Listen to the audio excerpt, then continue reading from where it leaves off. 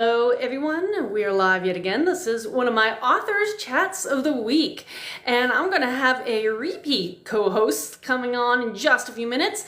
We were actually at a convention together, and so it was a lot of fun being on the same panel, and we'll talk about that momentarily too. And I'm glad I am on time, since I thought I was going to be the one very late. Not very late. I'll get to that maybe in a moment. Hey, how are you? I'm good. How are you doing? Can you hear me okay?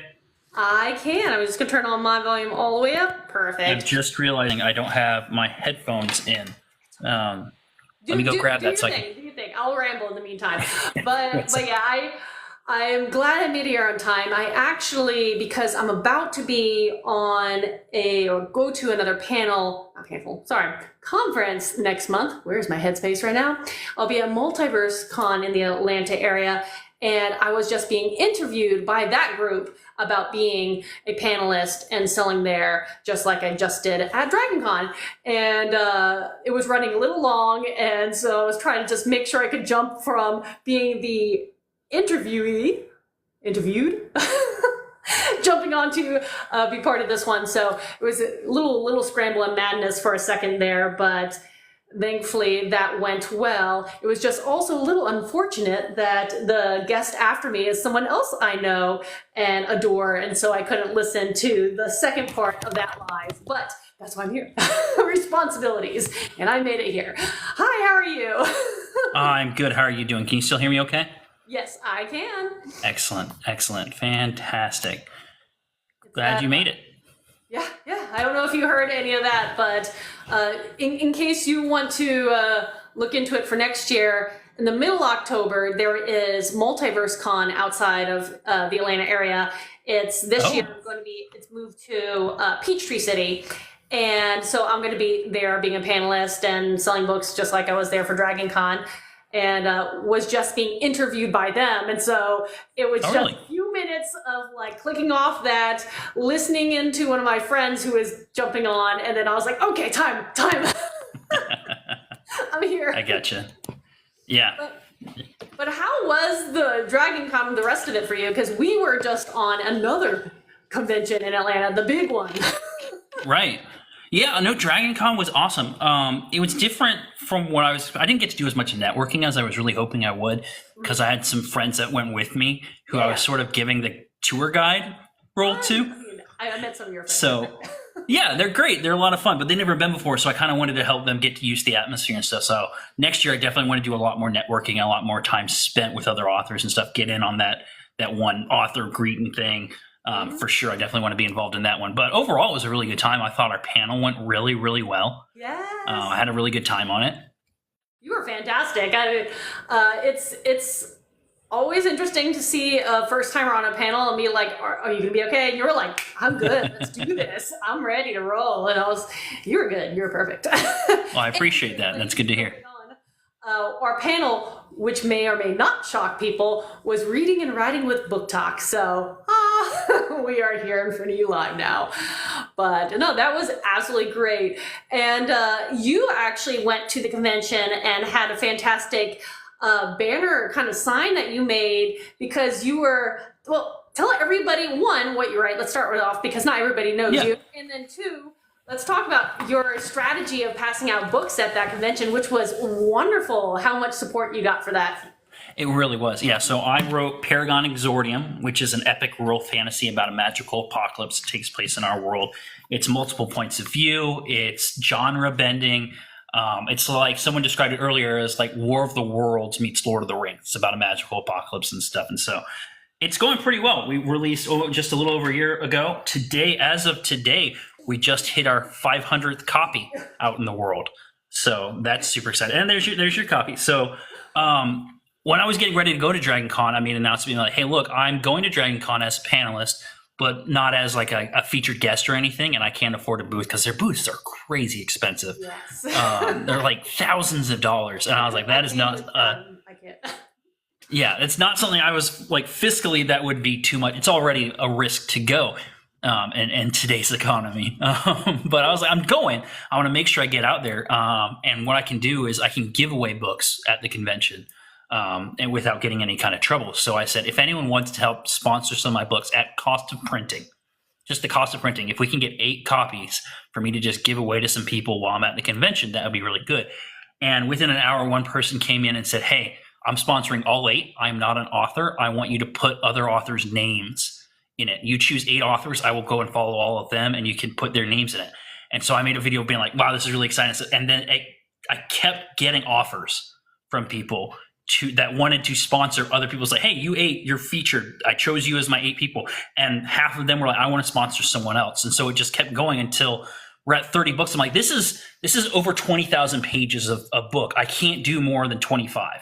25 was my max. It's like, we're not doing any more than that. This is already going to be an experience. So what I ended up doing is I listed all the names of the people who sponsored or sponsored someone else in there.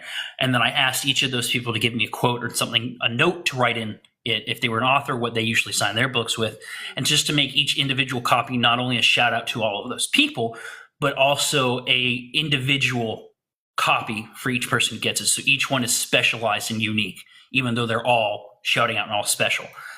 So I ended up with 5 minor misprints, and I was able to get Ingram Spark to comp those and replace those, and they weren't enough for me not to give them out.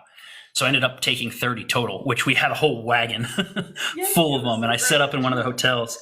And I had this flag that says, would you survive the magical apocalypse? And I just set up there in cosplay as one of my characters with my sword on my back and waited for people to come up and talk to me. And then if they engaged with me and were interested in stuff, I would offer them a book. I would read the quote that was from the author that sponsored that specific copy and hand it off to them. That is so neat. I just love that entire story, everything about it.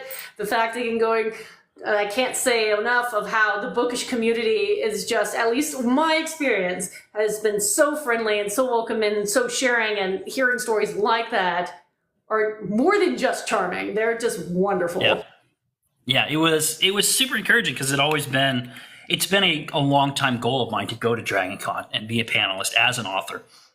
And so not just getting to sell your books there is also a goal, but like that was something very unique and very special and dear to my heart. It's just the number of people that were willing to step out, and they made it so much about other people. Like there almost no one sponsored themselves. It was almost exclusively, I want to sponsor this person.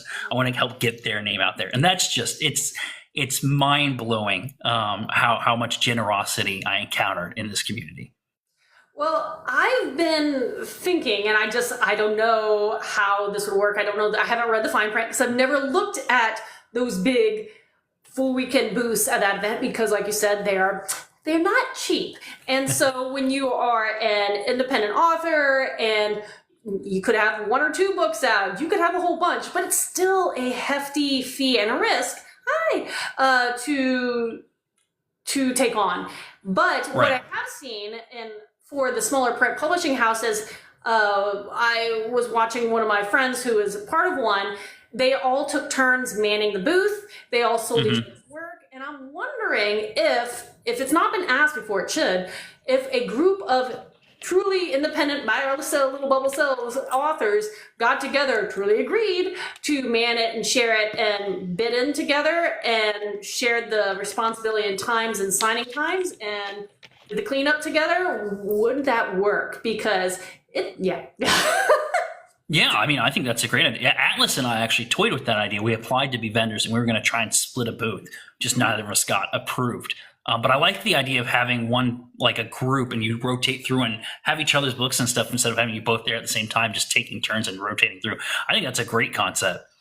Yeah, well, and that's the thing is, it was Shadow Press. I think Shadow Press Alley is the small publishing house that a couple people I know, one who's a closer author friend, was there. And I loved the way I started following them because I thought it was just so a wonderful experience that they did, where every day everybody had at least 1 hour where they did the books. They called it the book signing hour. So if you wanted to go and support this author, they would be there to sit at the booth that day, and that was their hour to sell, but also sign copies there, and then they could go and be on other panels or have fun. And obviously cleanup and setup was a group experience, but I was like, that was beautifully done. And I don't have the support of a publishing house or a small, large, medium, whatever, but what if? The what ifs. Right. I'm good about what ifs. Some of these people who have been chiming in, hi, have heard probably a number of my what ifs. That doesn't mean I ever follow them. I just throw out ideas. But yeah, so okay, let's talk about what you want to do next, because Dragon Con is now kind of slowly getting further and further in the distance. So what are your next plans for the next little bit of time? What are you working on? What is your next authory goal? I put the E on the made it a word. I'm already trying to figure out plans and panels for next Dragon Con. Like as soon as then I was like, all right, how can we improve? What can we do next year? Because I don't know if I can do more than one convention a year. Honestly, there's a Savannah one that's like a month before Dragon Con, which is cutting it really close, that I might try and do this year. Just since that's where I live, that's a lot easier. Yeah, I was going to say it's closer, and that's why things like Dragon Con and Multiverse Con and Jordan Con, the ones that are in and around the Atlanta area, theoretically, I could drive back and forth. I don't want to, but I could if I needed to. Right. Because they're still in that little bubble radius that makes it that much more doable. And I see a lot of chats coming here about, yes, getting a bunch of indie authors together. Thank you. I'm the idea gal. I throw ideas out and see what sticks for someone else. Imaginarium Book Fest is one that Atlas was mentioning. I don't know much about that one. Where is that one? But yeah, there's so many cool festivals out there, and it would be fun to be able to take advantage of them in various ways. But it's time, it's energy. You know, there's the emotional, there's the physical have to be there. Right. If you're on a panels, there's the work part of it. If you're selling, there's that work part of it. But there's so much you can get out of it. And I will admit, for any of those who do go to the next Dragon Con, it was really neat because I don't know why it went over my head last year. There is one of the hotels that is their after hour gather, the non, just everybody understands that if you're an author and want to hang out later, this is the place just to meet and hang out. And I was like, oh, that does exist. And all weekend I kept trying to get there, but something would happen and I never made it until the very last night. And I was, at least my last night.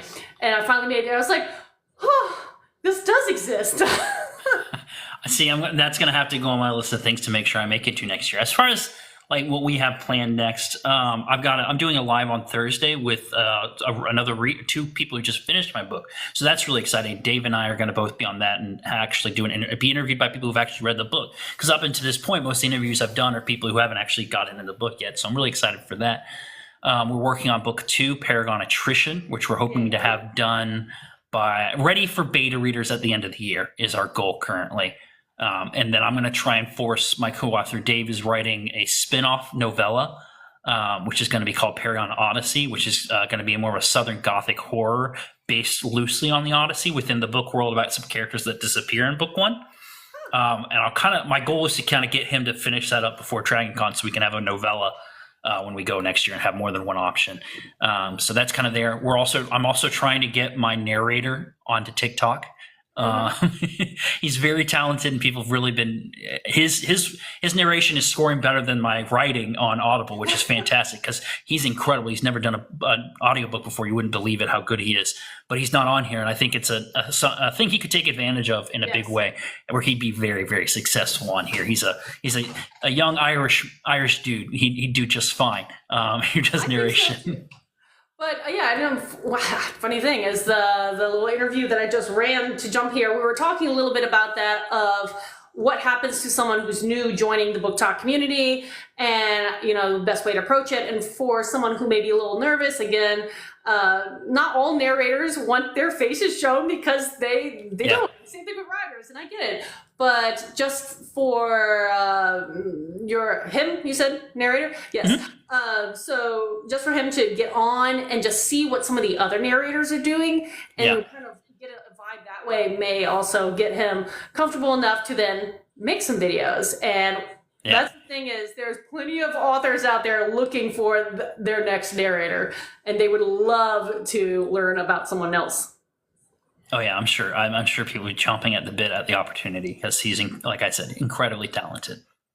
That is really cool. Well, I hope he does. But regardless, I hope the most success because it's I have so much appreciation for narrators now that I've started Right. working that whole trying to get all my books caught up and go through that process of converting them to audiobooks. And it's a skill set that I envy and Right. I respect, and I do not have.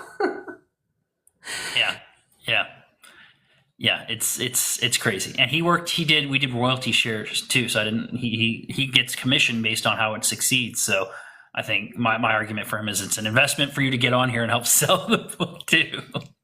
True. That is true too. But that's really neat that your second book will hopefully, crossing all fingers that there's no big issues, will be open for, you said, ARC readers towards the end of this year. Beta readers is our hope. Okay, beta readers at the end of the year. Different stage, but still finally be able to have some people start getting in there and helping you then with the editing process and catching all those lovely spelling errors that are going to slip through. Yeah, you can't win them all. You can't. Atlas messaged me the other night. He's reading it, and he's like, "Hey, I found one." I was like, "Nice, cool. Write it down."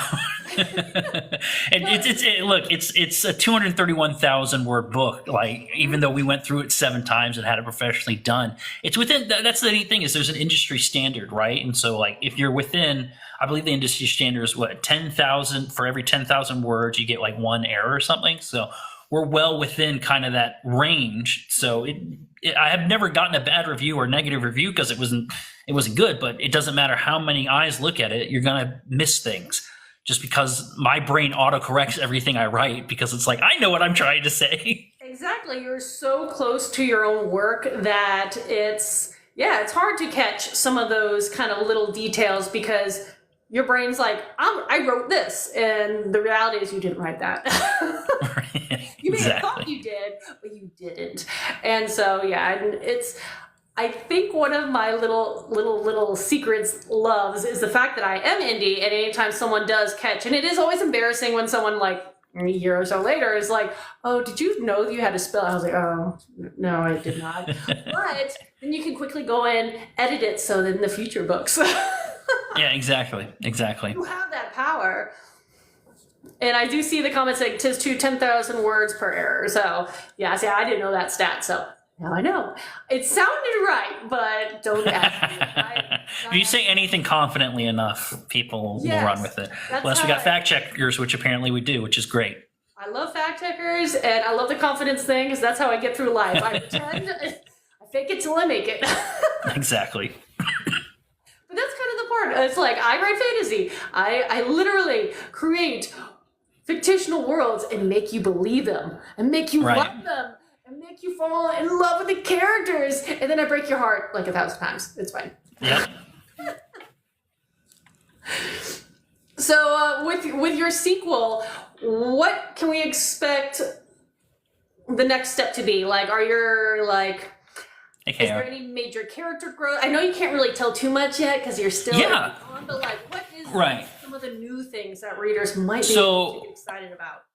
Yeah, that's a great question. Because I'm incredibly excited for the sequel. I'm literally chomping at the bit, wanting to tell people about it, because we're doing so much in this. The fantasy gloves come off a little bit. So the first book is very world building. It's very much our world combined with the fantasy world. It's very introducing everyone to this world and these creatures and stuff. We kind of cut loose a little bit with the fantasy elements in book 2. It ratchets up. It takes it to the next level. There's way more weird, which I'm very excited for. There's more Jadis. We're going to get Jadis's entire everything you want to know. Jadis is one of my most popular characters. She's the mysterious girl that lives in Peter's sword. We get all of Jadis's important stuff, which is really exciting, and really, I cannot wait, because there's hints that have been set up for that. One of the things we're introducing a new POV, which is I'm describing as a large, muscly orc woman who is part of a cult. Okay. She's not the brightest, but she's really good at punching things. And I think people are really going to like her, because it is very much a study of cults and this sort of fantasy cult, and that sort of, we did a lot of research on this too, and I'm really excited for it. But just her frame of mind and getting to know a different perspective in this world. And so orcs in book 1 are very much the enemy, And so this is us getting in the head of one, and it's a very different perspective. And I'm very convinced that this character is going to be a fan favorite because it's a tall, muscular orc woman with a Tennessee accent. And I think people are going to just absolutely love her as a character. And I'm so excited for people to meet her. Well, I love the concept of twisting, perspectives. And you write something in, like you said, maybe the first book, and then later on in the series, kind of expose it from someone else's point of view, and you're like, oh, I know my young adult Portal Fantasy series. In the first book, established the concepts of goblins are evil kind of thing. And then by the fourth book, you come in contact with a goblin, and it's a very different interaction. And you're like, oh, well, if they're not really what we thought, what about all these other creatures and entities that we come across? And we just did this base assumption. And, it is always nice and refreshing to do that. And I don't want to spoil it, but I do know some Lord of the Rings fans did something similar to that recently in an episode. And I've got opinions on that too, because I like the idea of orcs being more complex than just. If people don't know, I think I won't say what it was, but I think the way it was done was poorly done. Yeah. Because it felt very forced and like, oh hey, you should feel bad for these beings, and not a natural way of telling a story. It was just like, oh hey, by the way, there's children. It's like, you can infer that. It felt very forced to me, but that's I'm going to make a rant video about that episode later. Well, it is interesting because Tolkien, and we'll go back to our work in a moment, but Tolkien based a lot of his stuff on Nordic myth. And in Nordic myth, and as in other mythologies, there are whole races, quote unquote, that are just one gender or one sex. And that's all they are. And so when people are like, but are they? And then you see something else like female dwarves or stuff like that. And you're like, oh, but yes, that would make sense that they have a whole culture and whole both sides. But yes, sorry. That was just a different spin-off of the concept. But going back to the point, yes, I love seeing characters and perspectives flipped on their head. So that is very exciting. Yeah, and we've got there's a lot of things about book 2 that I'm excited for. It definitely earns the title Attrition, which is, I think it's going to be a lot easier on people than Paragon Exordium. Paragon Attrition is going to be easier to say just in general. So I'm excited for people to not question themselves on the pronunciation every time. But we're also going to meet kind of the series villain who we've had. There's the first book has 3 sort of villains in it, but none of them is like the big villain, and the big villain is only kind of alluded to. And so we get to know the big villain in book 2, and I'm really excited for that. I love it. No, and I think that's a brilliant way to approach it. I always enjoy, maybe that's just heralding back from the days of watching too much cartoons and animes. You always have the next boss and the next boss. And so whoever your first villain is may or may not, more often not be, the villain. And so that's always exciting when you finally get that reveal and that whole dun dun dun presentation. Yeah, for sure. This is the big quote unquote bad. All depends on right. Right, and I mean it's fantasy, and so we're sort of, it's not the Dark Lord, but it's the closest equivalent we have because we didn't want to do that. This is a character who worked with the original Dark Lord of this world, so they have a tangential relationship with them. And we have layered villains in our story, which is something we would like to do, is have different levels of villains and different degrees of villains, in that there's smaller villains, there's the interpersonal villains, there's the human villains, but then you've got the bigger monstrous characters, and then like the really like the sort of like the boss level, like there's a big old troll or something, but then you have like the high level Dark Lord-esque kind of characters. And I really enjoy having the ability in a multi-POV story to explore those different things and how they affect things in different ways. And our most hated character in the book, we have a character that everyone despises vehemently. It's really funny. It's just a normal person, as far as anyone knows. They're just a normal woman that everyone just despises, and it's so much fun. Sorry, I saw a question. I was like, what are we talking about? Currently fantasy. And in particular, this wonderful series written by Mikel over there. But yes, so but no, I do love that, and again the variations, because when you write, especially, you know, depending on your age bracket, for younger people, you can have bad and good, and then you vary stark and different, and then you get kind of a little more gray and layered, and then you get complex of like, well, there's morally gray ones, there's variations of the hero, there's variations of villains or antagonists and protagonists, if you're not going that, you know, harshly of again, the black and white kind of writing. But as a fantasy author, I always go, in my back of my head is evil, but not necessarily true. That doesn't actually can't capture a lot of the antagonist, which a real good antagonist sometimes I feel like makes you question, like, oh, but in a different situation, would you? Or right, you at least can see where they're coming from. Yes, exactly. And the name of the book is Paragon Exordium. Ta-da! There's links in my bio if you want to check it out. I actually thought about that. I was like, wait, I'm used to inverted things. I was like, sorry, it is Paragon Exordium.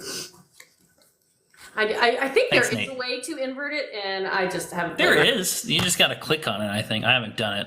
I was going to say, I've never done it with a 2-person thing, but if one day I'll learn all these tricks and be ready. Right. Wow.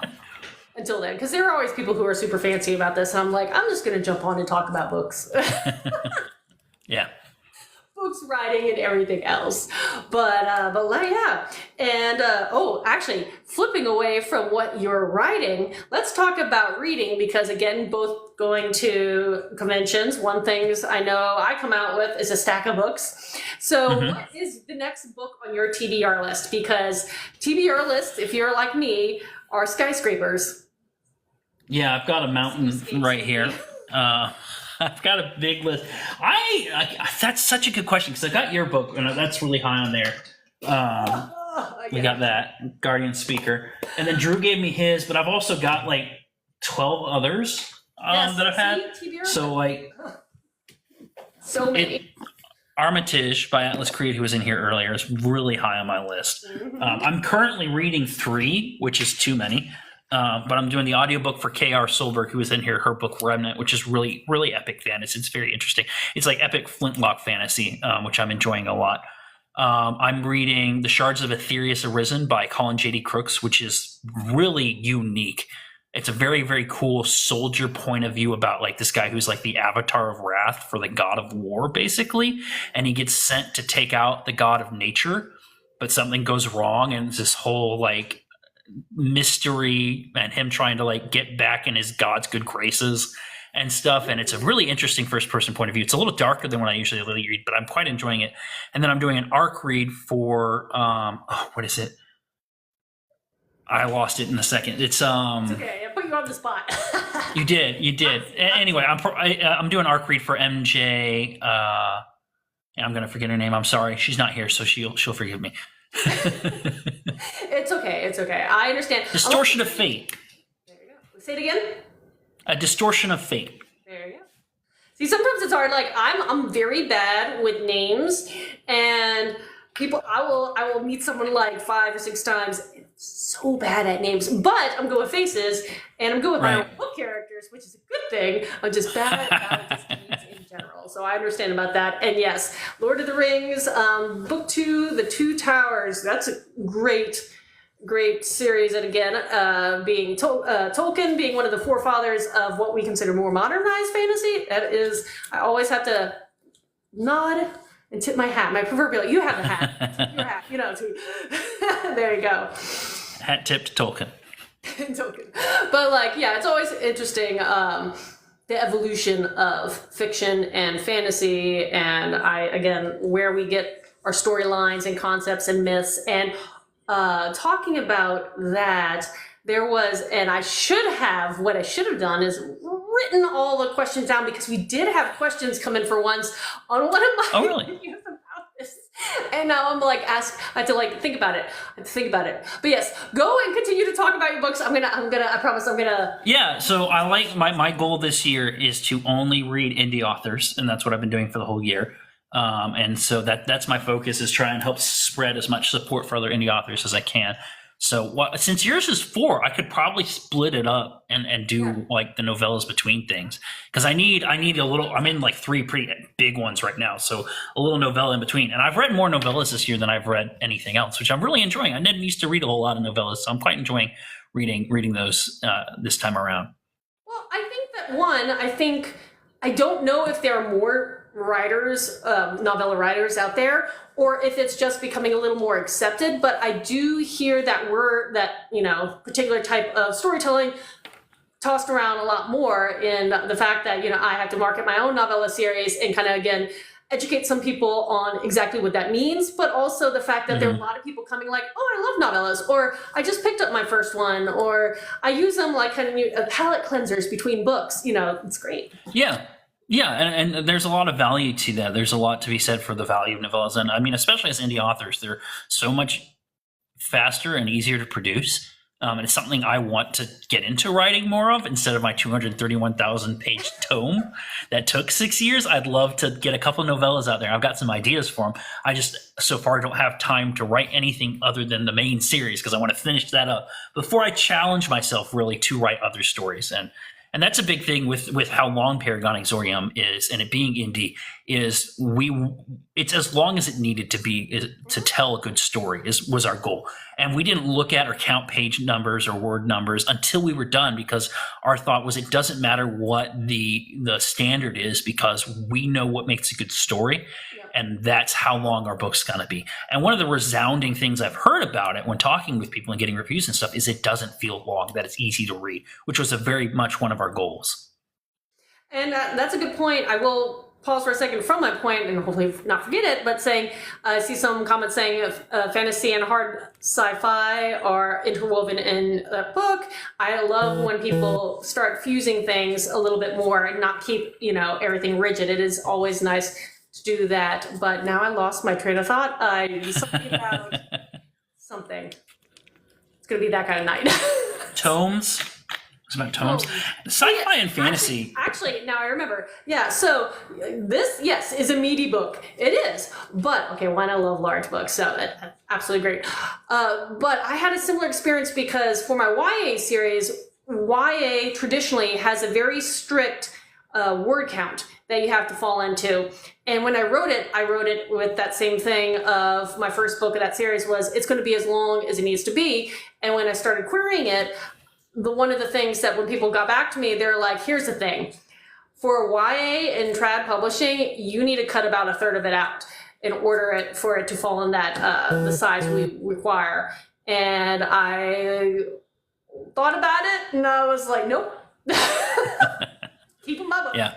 It will be a husky, big YA girl right there. But but that's the thing is, indie does have those privileges of fusing various genres together, creating our own genres, writing to where, the size that we feel that does our stories justice. And so we do have some liberties that other authors don't necessarily get when they go different routes of publishing. Yeah. And I also love I'll say, as a young reader, I never didn't read a book because it was long. I think the traditional publishing is doing a disservice to readers, because when I was younger, the longer the book, the better, especially with things like fantasy and stuff. So I don't know that that's necessarily the right call on theirs. I think from expenses, it makes sense. But when I was in college doing a lot of audiobooks, I wouldn't pick up an audiobook if it wasn't like at least 30 minutes long, 30 hours long. Yeah, and that's one of the also counters to be aware of. And I've, again, talking about the whole novella thing a little bit earlier, and I've had a lot of questions come in my platform recently about the fact that I write novellas. And one of the things I do have to tell people is, if you consider writing shorter works, there are going to be those people who won't look at a smaller work because they feel like it's not a full book. And so that's why when I publish them in print versus my ebooks can be independent, but the print ones I wait until I get the omnibus, so they do, have the sizable chunk for people. And the same thing for audiobooks. I like to offer audiobook omnibus bundles too, because some people look at it and be like, that's only a few hours. Why am I going to waste my credits on that when I could do something else? And so I respect that, but you're also missing some really cool stories too, depending. Yeah, absolutely. large or small, but I did see Atlas saying 232 pages. I guess referring about how much you write. There are a lot of comments. Wait, let me see if there's any questions in these comments. So I'm going to scroll for a second just to make sure I'm not missing anything and people are patiently waiting. Fantasy author, yes, tomes are an amazing word. I love them. It is an unappreciated word. I've also been discovering some really cool words recently, but that's we won't have to necessarily talk about grammar. What is it like to write a book that's easy to read? A big book that's easy to read. I actually have. Okay. Again, I told you it's going to be one of those days. It's Monday. I have Monday brain. It's the end of Monday. No, you're good. I'm fighting COVID, so I'm right there with you. So I think a lot of that has to do with our process and the amount of reading I've done in preparation and as I was writing. But I mean, I read the Silmarillion. I've read the Silmarillion multiple times, so I know what a difficult to read book is, right? And one of our goals setting out with writing Paragon Exordium was to make it accessible to multiple ages. It's written for adults, but we wanted it to be accessible to like teenagers and something the family could read if they really wanted to.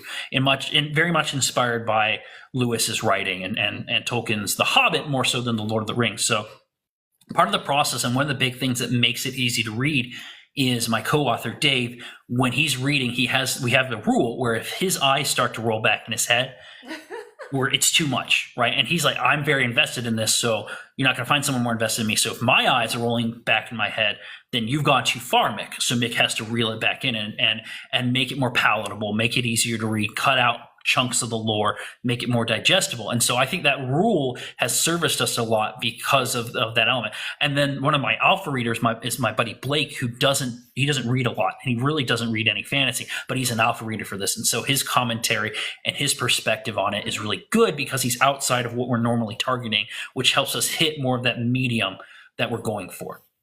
Actually, that's a great point. I want to get back. I'm going to try to make sure making my notes so I can come back and not forget my questions. This is why I have a sticky note. I don't know why I'm not using it. But I'll see more comments and questions in our ever-growing feed, including Atlas has this beautiful idea asking you if you can make a special edition of your book with a custom key to open it like the mummy. And I actually was dressed as that character and carried that mummy key around on Dragon Con on Sunday. So I'm very We'll make the pommel. We'll make the pommel for Galvorn the key. No. Unless you can, Atlas, you hook me up with someone on a Kickstarter who knows how to do that, and we'll do it. I'm down. I know some things about Kickstarter, but I don't know how to get that one done for you. I wish I could. If you know someone, I'm down. So someone else mentioning that they like writing on web novel, which I'm unfamiliar with that platform. I'm never going to make a dime off it, but I can't keep up with their pace. Okay. But there is some things to say about being able to write on platforms that, you know, you write when you can, you add the chapter by chapter and build a fan base that way. And maybe you're not publishing those books, but it also gives you that practice makes perfect. The more you write, the better your quality is. And whenever you do feel ready to pursue publishing, you may even build a fan base based on just doing some of those web-based publishing free, I don't know exactly web novel, but platforms like that, I'm assuming. That's kind of how Paragon Exordium really got its footing.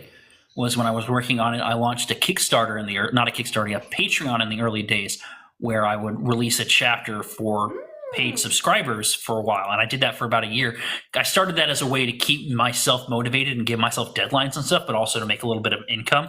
And that actually paid for my wedding. It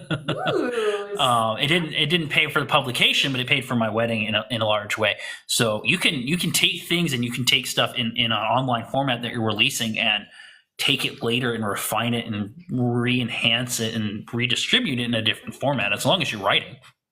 Yeah, and there are platforms like Ream, which is essentially drawing my blank what you're talking about, but specifically for writers and authors and readers. Mm-hmm. But again, one of those, you get your subscribers and you offer various levels and you can publish chapter by chapter and build a following, and also use that as a great way of, hey, I'm going to utilize you a little bit like an alpha reader, as we were talking about earlier. and just get an idea of, does this sound right? Does this character flesh out? You can actually build a community to help some of that process along too. Yeah. Which is really cool. And I do see the comment saying that Aaron's going to put Paragon, I was going to read that, Exordium with the E, not Paragon, Exordium, on his wish list. So there you go. Awesome. Thank you. You love it. I'm just skimming through. There are so many questions here. What is the best way to transition between chapters as an author? Thank you. Thank you. Okay, I was waiting for your questions. I meant to write them down. I was so sorry. Thanks for coming. Yes. Transitions between chapters. Thank you. Thank you. How do you approach that? Oh man, I mean, it depends on what your sort of purpose is. You can approach it in a very lyrical way if you want. There's a show Archer, which is a comedic spy show, but in the dialogue in Archer, every time there's dialogue, whenever it transitions scenes, the dialogue carries over between scenes. So whatever the next group is talking about is transitional to what the group from before was talking about, and it's really an artwork. And if I encourage authors to watch the show just to study the dialogue, because it's very, very interesting dialogue, and it's a medium. So you could do that if you want. I don't really do that myself. I don't have transitions between chapters within the chapter, because the way I approach chapters and the way my co-author really likes to approach chapters, each chapter is a story in and of itself. And so that has an end, which doesn't always transition to the next chapter's beginning. And when I think it's easier to do transitions if it's just one POV, but mine's multiple POV and they're all split up. And so I like to, there's not a transitionary point for a lot of them, because it's just, when does this chapter end?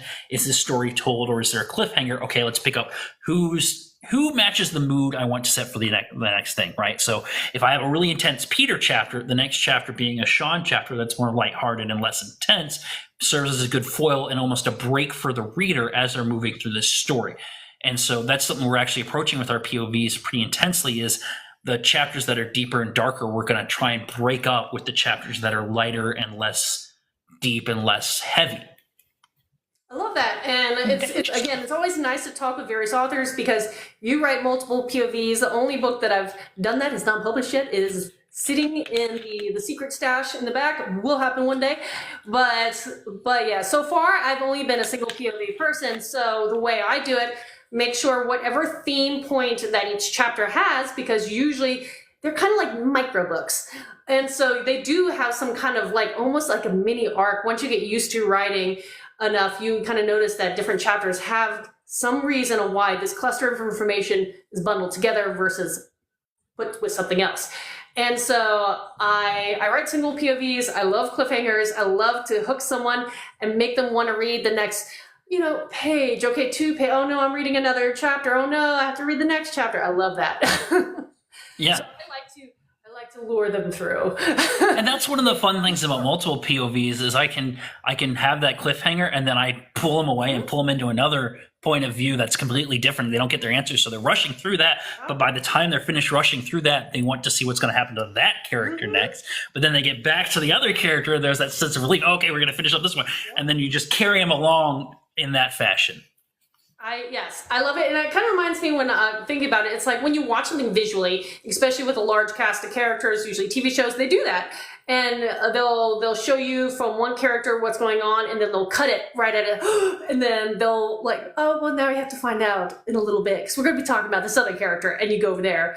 And it is a strategy for not just literature, but for other forms. And I do see the comments talking about getting practice. We were talking about writing and converting your book into an audiobook for YouTube channels, which I've seen a lot more authors do. And it's something that's on my, I need to look into list of, should I move my audiobooks onto YouTube? But that's a question that I'm just throwing out there, because if anybody has experience of that, let me know how that's going, because I'm curious though. I definitely am. It is something where I try to wrap my head around, but I've heard the idea is because once you have a long enough thing, you get ads, and the ads is how you're paid as an author, and you just offer it again free for you or your subscribers or all kind of stuff. And I'm like, different new strategies. That's neat. New strategies I have to like learn and decide if it's something I want to apply or not. but that's Yeah. part of the fun and madness of being an independent author. Hey, Charles. I love chatty groups. And going back to, let me see if I remember my notes from earlier. Oh yeah, ARC readers. You were talking about ARC having not ARC. I keep writing ARC. It's Monday, You're right? good. Alpha readers, and having one that is reading your book, though that's not the chosen genre. And I think that is a really cool way to approach having, even if it's a beta reader, someone that's, again, this is not necessarily what they would choose for themselves, but for some reason they want to support you and be honest with you enough, and that's the hard part, find someone who wants to support you and be honest with you enough, willing to read outside of their genre. But when you get that, you get some great perspectives. Well, actually, the funny thing is my first editor from my early on series, she was mystery, and she was, books very, very different than fantasy. But because of that, she came with some very fresh eyes and saying, hey, let's talk about this concept a little bit more. Let's delve into this a little bit differently. Or I really like that. And for someone who doesn't usually go for that genre, that always makes you feel good. Yeah. Yeah. And I see Charles asking how you're doing and trying to get some beta readers. So how do you go about getting beta readers? How do you suggest an author doing that? Yeah, so that's tricky. The first time I did, I wasn't really in any social groups for other authors. It was just, hey, I put out the word to friends and family. I was like, hey, if you know anyone who likes reading, because I want a level of distance from it. So it's not just people I know directly. So it was a combination of people I knew directly and people I knew people I knew. I don't think that was the best way to go about it, but it was the only option I had at the time. Now that I have a following and I have people who've read my book, I'm going about it a little differently, and I want to take volunteers from people who are consistent readers and consistent writers. And I'm really looking forward to having some other writers as beta readers, because I think that'll be really helpful, having people who are familiar with the craft to try and approach it from that angle, but also have people who just read a lot to approach it from that craft. So I think building a community and building people with interest is the way I would encourage you to go about it. There's also groups you can go to, and there's people who are just eager to read anything they can get their hands on. And so there's groups out there you can look into that'll provide volunteers and stuff like that. Yeah, and that's very true. I know on Facebook there are a number of groups you can search alpha, beta readers, and they'll try to connect with them. Of course, like anything, we want to believe everybody's there to do right, but as an author, protect your IP and make sure whoever you get on board is someone that you feel like you can have a real relationship with and trust in this kind of work sense scenario. And when it comes to alpha and beta readers, less is more. You don't need hundreds, because everybody's going to have their own 2 cents, and at some point it's going to get overwhelming. But yes, going back to a clarification question, alpha readers, I think some of that's been answered in the chat, but alpha readers are essentially people who look at the first draft and help point out major flaws and saying, this doesn't make sense, this character's flat, etc., so on. Beta readers are a little more further down the line, a few more drafts. They're there to help polish and, again, kind of more or less prep the work for an editor. Or some people don't use editors and just do various rounds of beta readers. I'm an editor person myself. I support that. But every author has to choose what's right by them. And they, again, help with the editing process in various stages up until publication. And then ARC readers are their own thing. Yeah. Yep. And it's a really good question. How do you usually do beta readers? I stick with a couple people, 1 or 2, to look earlier on. I will toss ideas at my husband because he is very critical, and he's not. And spouses are just co-authors. So stuff like that. But then I want to make sure I have a good editor on board, and I do the polishing edits after getting an editor go through those edits. And it's always good to have maybe someone else eyeball it even still after that, because again, fresh eyes, it never hurts. And when I release ARC readers, I do say, I was like this, if anybody does catch anything and is willing to say, hey, grammatical error here, spelling error there, and feel free to let me know, because now is the time for me to edit it before publication. And I always ask that, it's not their duty. They don't have to do that. But if they so choose, Right. I'm appreciative. So. Yeah, absolutely. Absolutely. I'm just making sure there is a chat. Okay, I'm moving through whole book. Okay.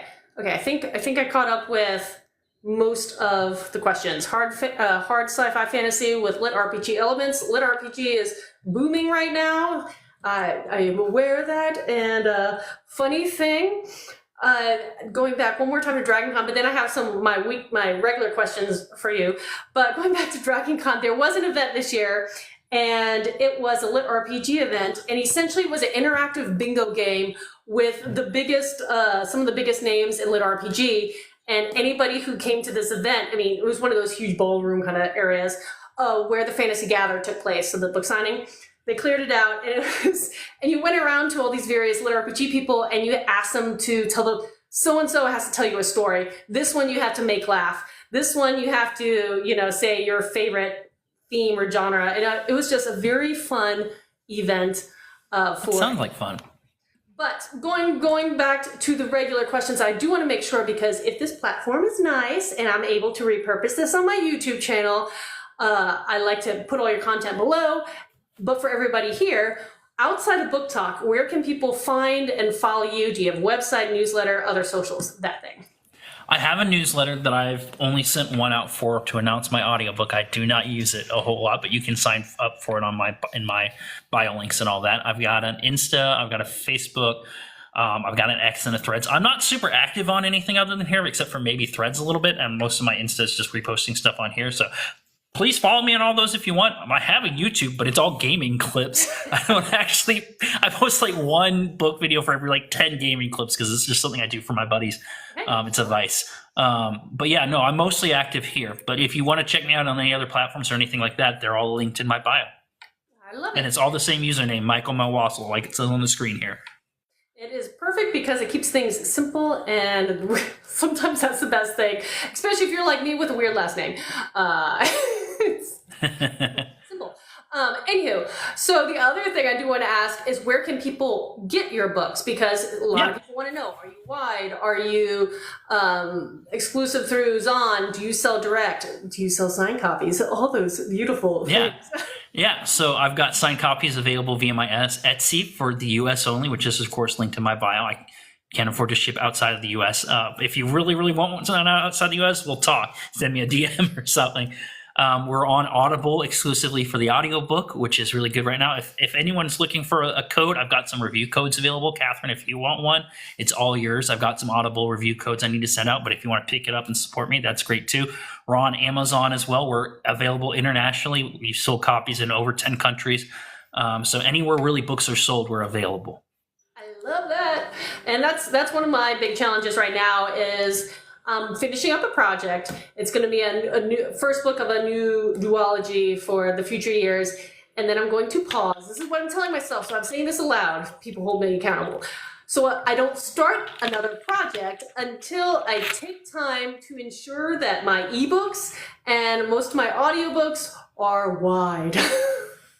I keep trying to do this, and I get sidetracked with projects. So that's my goal before the end of the year, is to try to be a little more accessible to a wider range of readership, because, yeah, it's always nice to try to reach as many readers as possible. That is the goal. Yeah. So for you, as well as everybody that's listening, this is the time where if there is any further questions that you haven't got a chance to ask, any topics you wanted to cover that you haven't covered, and if there's anything special you want to talk about, events, releases, this is that beautiful time to make sure you cover what you want to cover. I am in sublibraries, actually. Yes, a question just came up. If anyone, I have this ongoing deal I haven't talked about in a while, but if anyone sends me evidence that they've gotten my book in a library, I'll send them an ebook for free. If you get my book in your library, you can have a free ebook copy of it. Just show me evidence and it's yours. Fantastic. See, remember that one. Remember that one. But yes, and yeah, I'm trying to think. I don't know if I have any announcements so far outside of I guess before the end of the year, I'm going to try to wrap up my Viking Dark Fantasy series with the final 2 novels. So that is rapidly on my attention plate, and I realized I needed to be sending some chapters today to my editor, which I didn't do. Uh-oh. So I know what I'll be doing tomorrow. Gearing up all that, but yeah. And thank you so much for being able to come out and hang out and talk with me. I know we got to see each other a little bit, only a little bit ago, because DragonCon wasn't that far long off, but it's so much fun, and I'm super excited the fact that I have a signed copy. It's going into my signed copy collection, and yes, I do read them. They care for them like they're little children. Yeah, they get the extra attention. That's what the ebooks are for. Ebooks are for reading. Signed copies are for the shelf. See, I will admit, I wish I could get into ebooks, because that would make travel so much lighter. But I am definitely a print person, and understandable. I will lug bags full of books this size around to read, because that is what I love to do. And this is my little swipe and prove that I am still alive on my chat. And a sucker for snazzy hats. See, I love snazzy hats. And actually, I wish I had a really cool hat, because I know there are a bunch of people, especially on the romance side, that love the book talk crowns and tiaras. Mm-hmm. I don't really have a crown and tiara. I don't have a cool wizarding hat or sorcerer's hat, but the only thing I have are like, I have one down there, but they're like war battle helmets. But I guess that lists to just wear those in your videos. my huge battle helmets. Yes. Yeah. Why not? Make you stand out. Always, but you might not see my face. I mean, that may be okay.